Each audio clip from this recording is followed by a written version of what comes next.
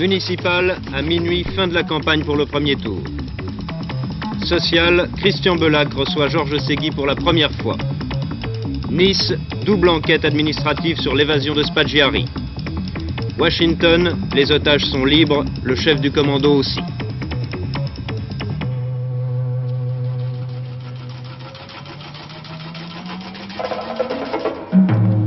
Mesdames, Mademoiselles, Messieurs, bonsoir. Je crois que ce soir, l'Amérique est frappée de surprise, et en effet, comment ne serait-elle pas? Kaalis, le chef du commando terroriste qui avait pris 134 otages dans 3 immeubles de Washington et menacé de décapiter certains d'entre eux, a été relâché par un juge de Washington moins de 4 heures après avoir été arrêté. Il faut dire que le premier coup de tonnerre ou le premier coup de théâtre était intervenu cette nuit, lorsque les musulmans noirs de la secte hanafite avaient été libérés et avaient libéré les otages sains et saufs. Kaalis avait pris sa décision parce que 3 ambassadeurs de pays islamiques lui avaient récité le Coran et peut-être promis aussi la liberté. Il a été simplement inculpé d'enlèvement à main armée avant d'être libéré sans payer de caution. Washington a retrouvé depuis son aspect habituel, avec en plus le souvenir et la peur que de tels actes se renouvellent. Un énorme fait divers comme Washington, ville paisible, n'en avait jamais connu. Mais un fait divers qui vient rappeler que le problème noir, loin d'être résolu, existe bien aux États-Unis. C'est aux environs de 2 heures ce matin que les 134 otages ont été libérés et conduits après 40 heures de détention au George Washington Hospital. Et pendant ces 40 heures, la vie de la capitale fédérale avait été totalement bouleversée. Malgré la réputation de non-violence de la secte des Hanafi, on pouvait redouter le pire. Il fallait donc éviter toute fausse note et tout ce qui ressemblerait à une alerte. C'est ainsi que les coups de canon protocolaires avaient été supprimés pour la visite du premier Anglais James Callaghan à la Maison-Blanche. Si la négociation a été possible, on le doit à 3 ambassadeurs de pays musulmans, Iran, Égypte et Pakistan. Les 3 hommes ont livré une bataille théologique face à Hamas Abdul Khalis, le chef des Hanafi. Khalis citait le dent pour dent du Coran et eux, citant le Coran à leur tour, répondaient par l'amour et la tolérance. Quant à Walter Washington, maire noir d'une ville à 73% noire, il ne pouvait que répéter que tous les otages étaient en bonne santé et qu'il était le plus heureux des hommes. Les 11 complices de Khalis sont en prison, mais lui est en liberté. Khalis habite la ville, exerce une profession et n'a jamais eu de condamnation. C'est pourquoi, conformément au code pénal de Washington, il a été libéré sans caution. Il aura à répondre à l'inculpation de kidnapping armé.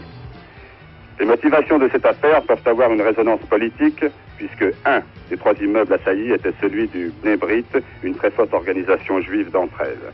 Mais c'est dans la rivalité entre diverses sectes des musulmans noirs qu'il faut rechercher les causes de ces 40 heures d'angoisse. Les Hanafis ne sont qu'un millier sur tous les États-Unis et une centaine seulement à Washington.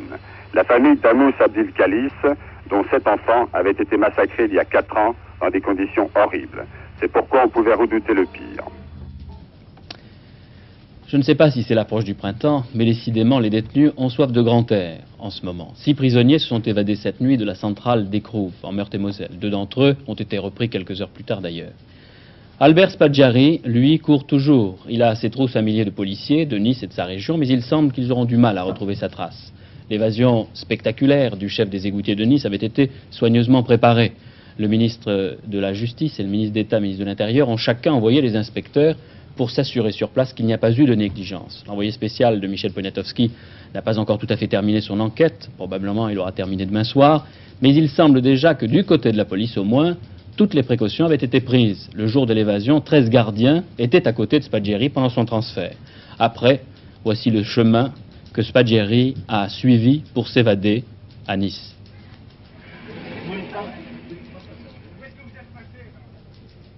Je crois qu'au moment où ça s'est passé, ni le juge ni moi n'avons réalisé qu'il tentait de s'évader. Ça s'est imposé quelques fractions de secondes après. Et de la fenêtre, vous l'avez vu partir de quelle façon? Alors de la fenêtre, eh bien, nous l'avons vu, il était à cheval sur le thameside d'une moto qui s'enfuyait, semble-t-il, vers la place Masséna. Et là, il semblait indemne, tellement indemne qu'il s'est retourné vers nous avec un sourire et en faisant un au revoir du bras. Oui. De l'autre côté du mur, juste derrière moi, il y a les coffres de la Société Générale. C'était en juillet, vous vous souvenez. Ici, juste sous mes pieds, Spaggiari et ses amis avaient creusé un tunnel et au bout, 5 milliards anciens. Arrêté en octobre, évadé donc hier après-midi, Spaggiari est bel et bien ce soir en liberté. Pour combien de temps? La police, bien sûr, a maintenu un dispositif de surveillance aux portes de Nice. Mais Spaggiari n'est sûrement plus sur la route. En moto, on va vite, l'Italie n'est pas loin. Et puis, ici, dans Nice ou dans l'arrière-pays, ce ne sont pas les cachettes qui manquent.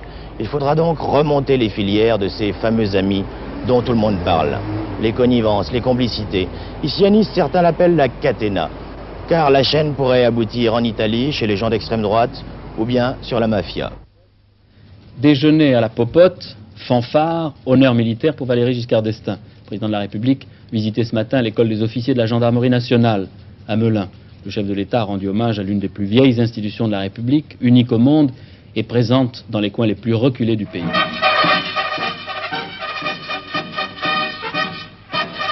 Tout au long de sa visite ce matin à Melun, Valéry Giscard d'Estaing a tenu à rappeler le caractère militaire de la gendarmerie.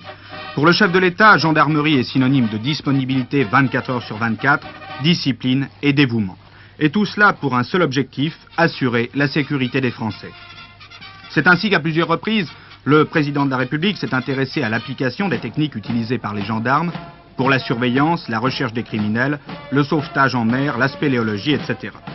Or, l'école de Melun forme des officiers dans toutes ces disciplines, 300 personnes sur les 13 000 qui sortent chaque année des écoles de gendarmerie. Monsieur Giscard d'Estaing, il l'a annoncé, rendra prochainement visite à une école similaire de la police nationale. Mais avant de quitter Melun, il a voulu rappeler les 3 orientations principales qu'il assigne à la gendarmerie. Ce que je vous demande d'abord, c'est de rester fidèle à vos vertus militaires traditionnelles. La discipline, le dévouement, la loyauté, le sens du service de l'État. C'est aussi de continuer à pratiquer votre déontologie rigoureuse.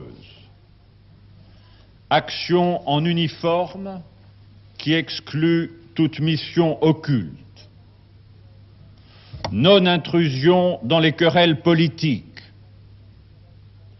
Culte de l'initiative individuelle. L'engagement spontané du gendarme, quelle que soit la situation à laquelle il a à faire face, est en effet la règle. La France est consciente de disposer, grâce à vous, d'un corps militaire d'élite pour veiller sur la sécurité des Français. Le gouvernement donnera à la gendarmerie les moyens de continuer à remplir ses missions au service des populations, de l'État et de la loi. Il reste donc peu d'heures avant votre rendez-vous personnel et solitaire avec les urnes. Vous avez souvent entendu dire pendant cette campagne que l'enjeu de ces élections municipales, et donc votre choix, auront rarement été aussi élevés ou forts que cette année. Et c'est probablement vrai. Il y a l'enjeu économique, que rappelle ce matin mon confrère Les Échos. Vous allez désigner 475 000 administrateurs qui auront à gérer près de 100 milliards par an, donc à faire vivre des entreprises et à créer des emplois. Et il y a aussi, naturellement, l'enjeu politique. Et je crois avec vous, Alain Duhamel, qu'il est temps d'établir un ultime bilan politique avant le scrutin pour dégager d'abord les caractères généraux de la consultation. Alors, les caractères généraux de cette consultation, c'est d'abord l'extrême politisation de ces municipales. Je crois que ce sont les élections municipales les plus politisées, les plus passionnées, quelquefois les plus basses d'ailleurs, que la France ait connues depuis 30 ans, c'est-à-dire depuis 1947 et le raz-de-marée du RPF du général de Gaulle. Alors c'est le premier caractère. Le deuxième caractère, c'est que ces élections sont à la fois des élections pour la désignation des dirigeants des communes, et puis ont en même temps un enjeu politique qui est un enjeu politique considérable. Et la troisième chose, c'est qu'au fond, la fin de cette campagne municipale, c'est le début de la campagne législative qui va durer maintenant pendant 1 an. Et c'est aussi pour ça que les discussions politiques et les débats sont tellement violents. Alors essayons de rester simples, voyons ce que chacun, dans le camp où il se trouve, peut attendre de ces élections. D'abord le Parti communiste. Le Parti communiste, il peut en attendre manifestement de bonnes choses, parce que je dirais que de toute façon, mécaniquement, il est vainqueur de ces élections avant même que les Français n'aient voté, puisque grâce à l'union de la gauche, il va pénétrer dans un nombre important de mairies. Je vais même calculer, si vous voulez, que si on ajoute les mairies dans lesquelles il va entrer grâce à son alliance avec les socialistes et les quelques mairies qu'il peut espérer gagner lui-même, plus les mairies dans lesquelles il pénétrera avec le Parti socialiste, il risque dans les villes de plus de 30 000 habitants de doubler sa participation aux grandes mairies.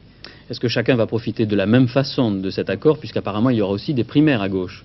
Oui, alors, il y aura des primaires à gauche, il y aura des primaires à gauche même dans 19 cas pour les villes de plus de 30 000 habitants, ça n'est donc pas négligeable. Le Parti socialiste va naturellement, lui aussi, profiter de ces élections. Et je crois qu'il va en profiter de deux façons. D'abord parce que dans les grandes villes, c'est lui qui est en général tête de liste, et même, je dirais pratiquement toujours, tête de liste à gauche, quand des grandes villes sont susceptibles de basculer du camp de la majorité à celui de la gauche. Et puis la deuxième chose, c'est qu'effectivement, il y a ces primaires à gauche, et qu'on peut imaginer que si en tout cas la poussée antérieure du Parti socialiste qu'on a vue aux législatives, aux présidentielles et aux cantonales se poursuit et se confirme à ces municipales, on peut imaginer qu'il sorte à son avantage des primaires avec le Parti communiste. Alors maintenant, tout simplement le cas de la majorité ou des différents camps de la majorité?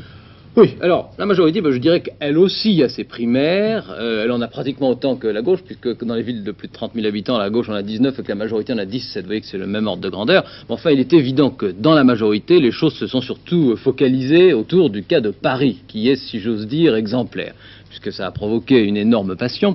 Je crois que ce qu'on peut dire sur Paris et la majorité, c'est au fond principalement deux choses.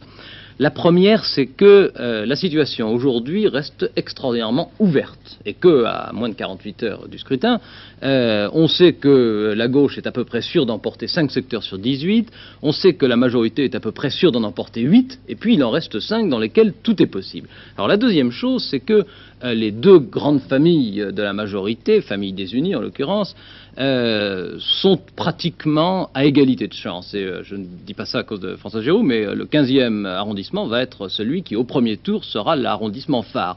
Or, cette élection de Paris a un enjeu politique important, c'est que Jacques Chirac, en décidant de s'y présenter, a au fond essayé de démontrer que sur son nom, il pouvait créer un courant politique pour battre la gauche. Et on verra si c'est vrai ou si c'est faux. Et puis Michel Dornano, lui, a essayé de montrer que c'était au président de la République de décider des options politiques de la majorité. Vous voyez que c'est un gros enjeu. Il y a des batailles dont l'enjeu est un peu éclipsé par la proximité des grandes villes. Pourtant, sur le plan politique, elles sont tout aussi intéressantes. C'est le cas de Villeurbanne, par exemple, dans la banlieue ouvrière de la grande métropole lyonnaise. C'est l'une des grandes villes où la gauche ne présente pas de liste d'union.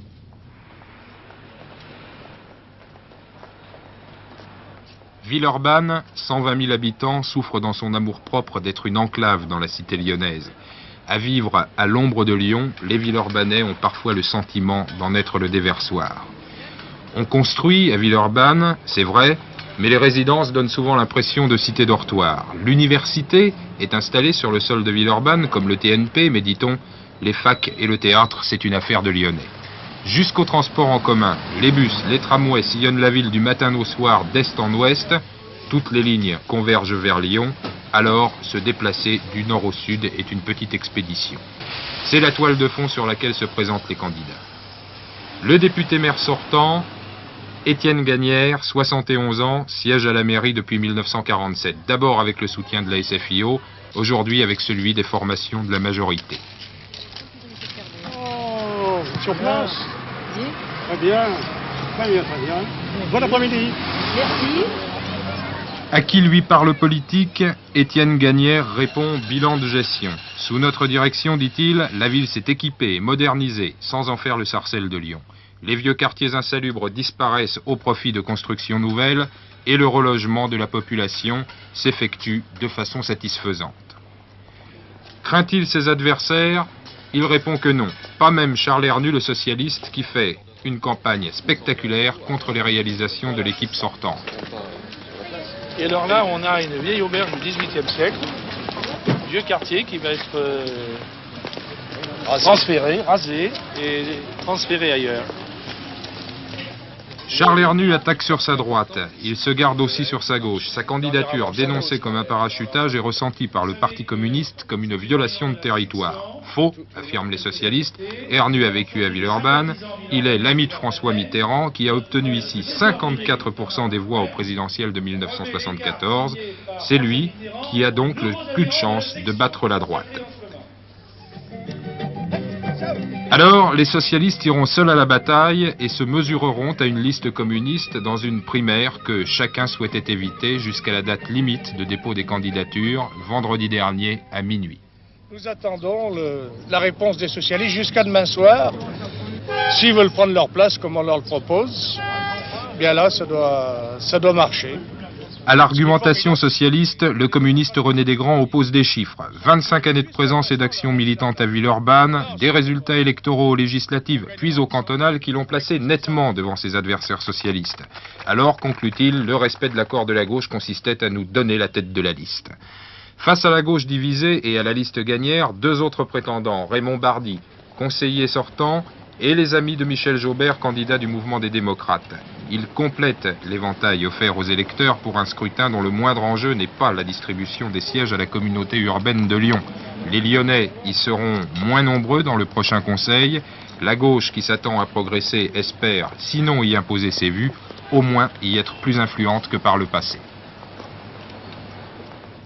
Madame François Giroud, vous avez été avant-hier l'objet d'attaques personnelles, nous en avons beaucoup parlé. Alors, au-delà des premières réactions personnelles et affectives, comment a-t-on réagi autour de vous, aujourd'hui par exemple? Monsieur El-Kabach, vous croyez que je suis là pour gémir ou pour pleurer? Je ne suis pas là pour me plaindre. Je suis là comme quelqu'un qui a l'habitude des responsabilités et l'habitude du combat. Ce combat est particulièrement cruel. Il m'a très profondément blessé.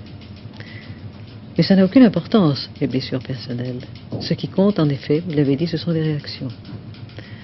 Alors j'ai reçu énormément de témoignages qui m'ont beaucoup touché et beaucoup ému. D'abord parce qu'ils m'ont souvent rappelé cette fraternité qui a été celle réelle des gens du combat il y a très longtemps. Le temps que les gens de votre âge n'ont pas connu. Mais je peux vous dire, comme j'ai dit tout à l'heure au président de la République, quand il m'a demandé de venir le voir, comment allez-vous? Je vais très bien, merci. Est-ce que pour vous, les témoignages que vous avez fournis sont des preuves suffisantes pour répondre à vos détracteurs? Absolument. Ce sont des preuves éclatantes, ce sont les meilleures preuves que je puisse apporter, c'est-à-dire les témoignages de deux hommes, d'abord de mon chef de réseau, des hommes qui savent que j'ai eu la médaille de la Résistance, qui savent pourquoi j'ai été arrêté, qui le disent, enfin, je ne vais pas les produire ici, je ne pense pas que vous me demandez de les produire pas ici. Le lieu. Je ne pense pas que ce soit le lieu non plus. Mais est-ce qu'il était nécessaire, à votre avis, de faire état de vos décorations? Est-ce que vous n'avez pas été imprudente? Je n'ai pas fait état de mes décorations.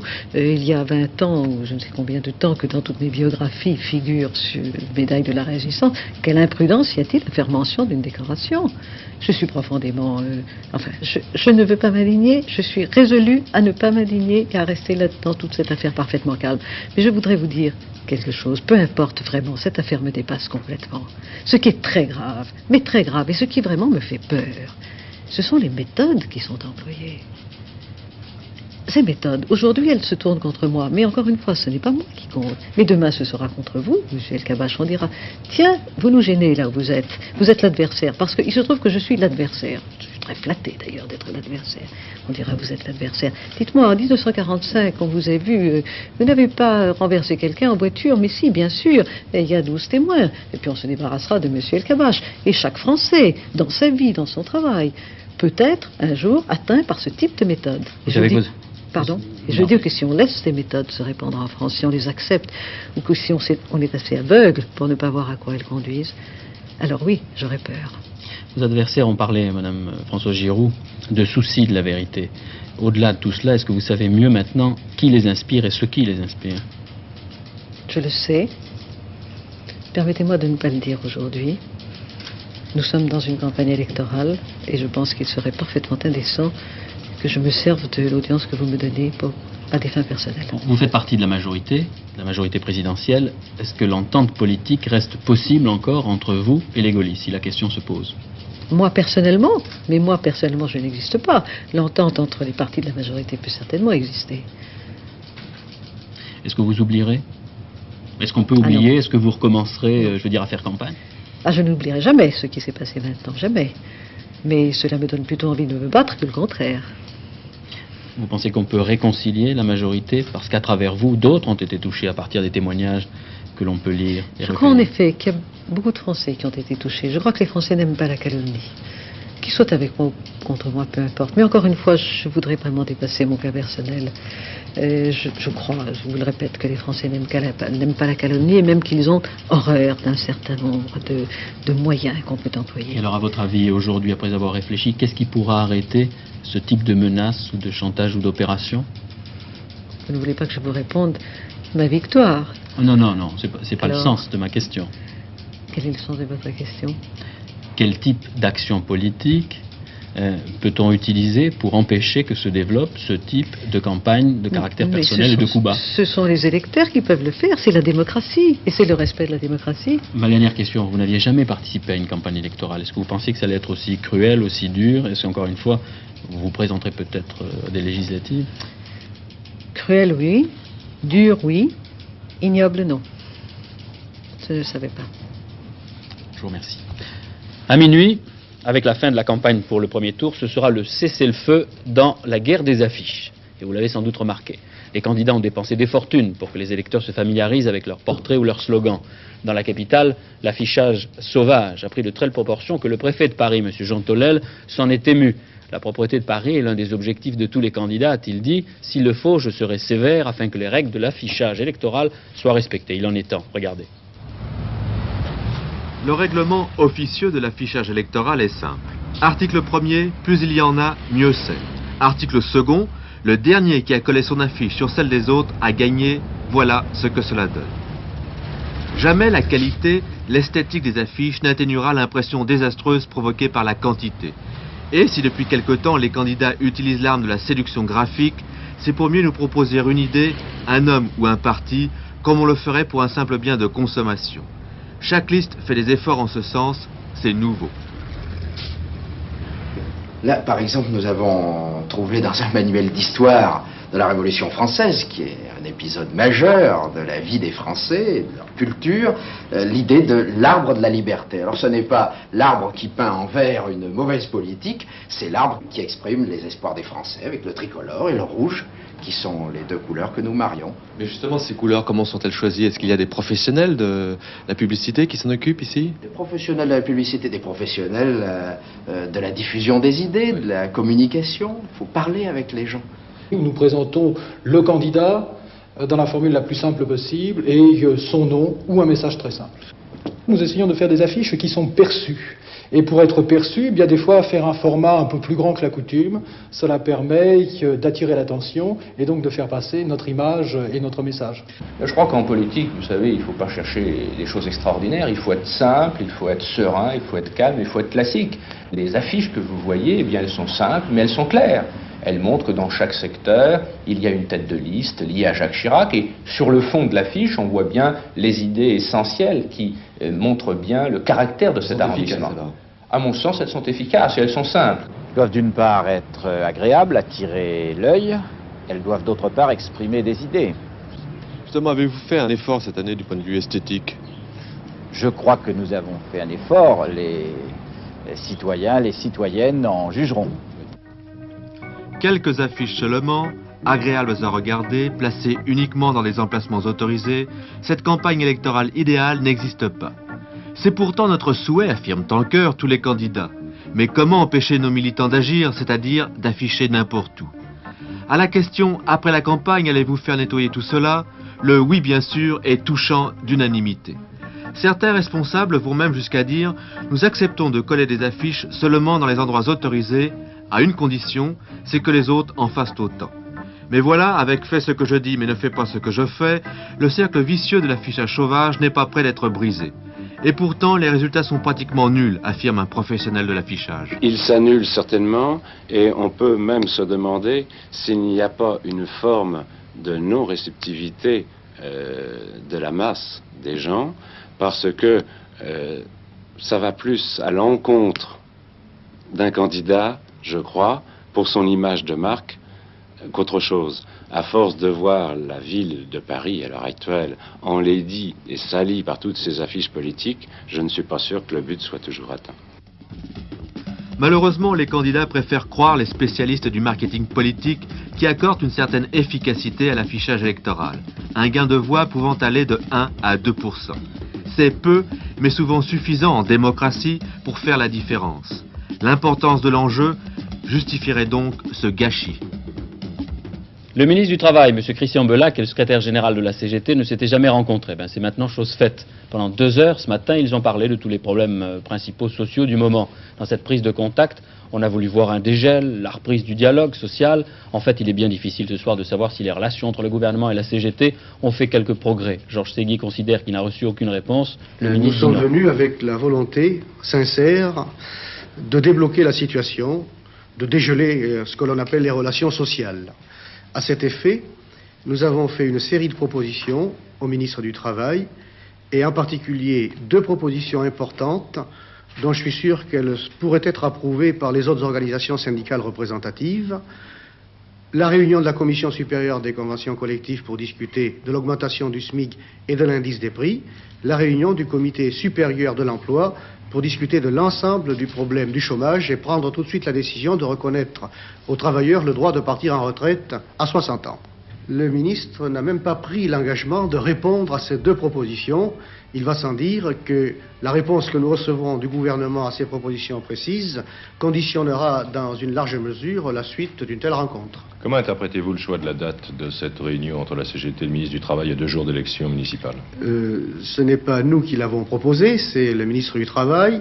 Et j'ai observé qu'une certaine publicité a été faite autour de cette rencontre qui devrait, dans les conditions normales de relations sociales, être une banalité, une publicité un peu insolite qui me fait penser à une petite exploitation politique.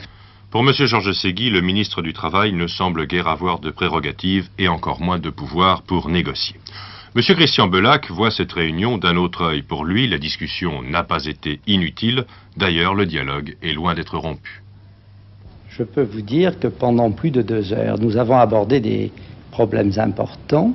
Nous les avons abordés au fond. Et sur chacun des points, j'ai apporté des réponses et des propositions précises. Mais quand M. Segui est sorti, il a éprouvé le besoin de revenir à un langage outrancier que je crois un peu regrettable pour l'instauration de relations normales entre un secrétaire général de confédération et un ministre du Travail. Ce matin, j'ai posé une question à Georges Segui à propos de la date choisie pour cette réunion. Je lui ai demandé si cette date, à 2 jours des élections, avait une signification. Il m'a répondu que ce n'était pas lui qui avait fixé la date. Alors, est-ce vous? Non, c'est lui. Car ça fait partie du double langage, cela. C'est à la suite de ce qu'il a dit à Saint-Étienne, et c'est pas moi qui avais fixé la réunion à Saint-Étienne, que j'ai eu l'occasion de lui faire remarquer qu'il ne m'avait jamais demandé rendez-vous. Et quand il a accepté le rendez-vous que je lui avais dit de me demander, il m'a proposé, nous avons proposé un certain nombre de dates, et c'est lui qui a choisi la date d'aujourd'hui. Ce n'est pas moi. Une réunion 2 jours avant les élections. Est-ce que vous pensez rencontrer bientôt, peut-être après les élections, M. Georges Segui à nouveau? En tout cas, quand nous étions en réunion, nous avons convenu de nous retrouver prochainement. La fièvre continue de monter dans les universités italiennes. Un étudiant de 22 ans a été tué par balle aujourd'hui à Bologne, au cours d'affrontements entre militants de droite et de gauche, que la police tentait de séparer. Après le drame, les étudiants ont dressé des barricades à l'intérieur du campus. Conséquence des prises de position récentes de Jimmy Carter sur la violation des droits de l'homme dans certains pays d'Amérique latine, le Brésil, directement visé, a dénoncé l'accord militaire signé avec les États-Unis, un accord qui prévoyait notamment une aide de 50 millions de dollars. Monsieur Raymond Barre, aujourd'hui 3 heures avec les paysans, 3 heures en pleine campagne, sans quitter Paris, en visitant le salon de l'agriculture. Le Premier ministre a tenu à rassurer le monde agricole en lui expliquant qu'après 3 années de difficultés, cette année 77, le revenu des agriculteurs ne devrait pas baisser. Et nous allons avoir, réalisé par Jean-Marie Calmejane, un reportage autour de cette visite de M. Barre au Salon de l'Agriculture. En ce qui concerne le revenu des agriculteurs, nous pouvons partager l'optimisme raisonné que le président de la République a exprimé lors de sa visite au Salon. En ce qui concerne les exportations, c'est un problème que je connais bien. L'an dernier, j'avais visité ce salon comme ministre du Commerce extérieur. Et je peux vous dire que comme Premier ministre, je continuerai à apporter une attention particulière au développement des exportations agricoles de la France. Vous êtes un ancien membre de la Commission de Bruxelles et précisément la politique agricole commune à l'heure actuelle connaît des difficultés. Actuellement au niveau de l'exportation, on parle des problèmes de beurre posés par notamment les Anglais. Qu'en pensez-vous? Je pense que l'on a un peu exagéré les événements récents qui se sont produits dans ce domaine. Je sais par expérience que la Commission de Bruxelles est extrêmement attentive au développement des exportations communautaires. Et je crois que dans les prochaines années, la politique agricole commune devra comporter une dimension exportatrice encore plus importante que celle qu'elle a à l'heure actuelle. Par conséquent, je pense que dans les prochaines années, les difficultés de la politique agricole commune seront non seulement surmontées, mais oubliées. En tout cas, tout ce que je peux vous dire, c'est que la France attache à la politique agricole commune une importance considérable, car cette politique est la clé de voûte de la construction communautaire pour la France. Il n'y a pas de raison valable pour interdire Concorde à New York. Les États-Unis ne peuvent pas être contre le progrès technique. Eh bien, ce sont ni des Britanniques, ni des Français qui le disent, mais des Américains, et pas n'importe lesquels. Le supersonique vient d'obtenir en effet le soutien inattendu de la puissante centrale syndicale AFL-CIO et du constructeur d'avions McDonnell Douglas. Bien qu'on s'en réjouisse, il n'y a peut-être pas là que de l'altruisme derrière toutes ces déclarations. Les Américains commencent sans doute à s'apercevoir que la campagne contre Concorde pourrait bien avoir un jour ou l'autre un effet boomerang. Concorde va-t-il réussir à briser la résistance américaine et à se poser à New York? Depuis quelques jours, les soutiens américains à l'avion supersonique franco-anglais se multiplient. Après la presse qui demande l'ouverture d'une période d'essai, voici hier le soutien des syndicats américains, l'AFL-CIO. Leur leader, George Meany, très influent et sensible aux arguments des travailleurs toulousains, travail, défense de l'emploi, etc. Du coup, le nombre d'associations pro-Concorde à New York augmente très rapidement. Avec les syndicats, voici la chambre de commerce, les agents immobiliers, les hôtels, les hommes d'affaires, les bureaux de tourisme et diverses associations comme celle créée pour un meilleur New York. L'aéronautique américaine soutient aussi le Concorde. Hier, Sanford McDonnell, le président de McDonnell Douglas, annonçait qu'il souhaitait voir Concorde se poser à New York. Cette nuit, M. Wilson, président de Boeing, le plus gros constructeur d'avions au monde, prenait une position similaire dans une lettre adressée au ministre américain des Transports. C'est étonnant de voir les concurrents soutenir ainsi le Concorde. Pourtant, souvenez-vous, en 1971, qui a vaincu le supersonique américain? Les financiers qui le trouvaient trop cher et les écologistes. Alors les constructeurs américains ne veulent plus subir le même sort. Concorde pour eux est un bélier qui va forcer la porte dressée sur son passage par les défenseurs de l'environnement. En soutenant Concorde, qu'ils ne croient pas très dangereux pour eux, car il s'en construira, disent-ils, jamais plus de 2 ou 3 dizaines, les constructeurs américains préparent l'avenir, celui de leur SST, plus rapide, allant plus loin, emportant plus de passagers et peut-être moins bruyant. Mertens, encore Mertens, le Belge vainqueur du prologue de Paris-Nice hier, est arrivé en tête ce soir à Nuit-Saint-Georges, terme de la deuxième demi-étape. Ce matin déjà, le Belge Mertens était entré le premier à Auxerre. Le temps, rapidement, le refroidissement observé hier sur le nord du pays s'est étendu, aujourd'hui à l'est et aux régions méridionales. Pour le week-end, la météo nous promet encore des températures plutôt fraîches le matin et de belles éclaircies l'après-midi. Il y aura donc de la pluie dimanche sur la moitié nord du pays, des municipales en quelque sorte sous la pluie. Les dernières nouvelles d'Hervé Claude, après 23 h. Merci d'être resté avec nous. Bonsoir.